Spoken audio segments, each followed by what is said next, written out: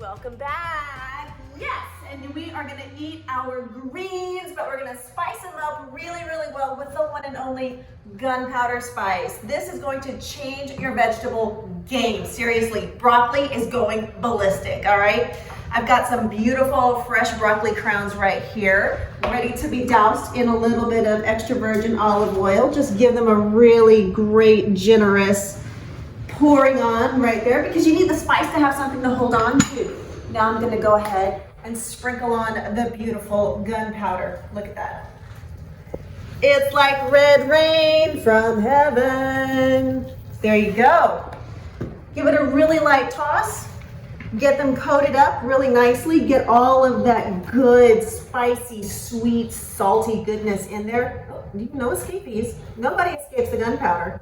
Everybody gets hit. Look at this. Look at that.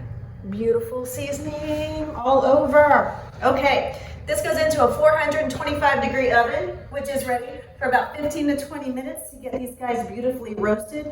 And then dinner is going to be ready. Here we go.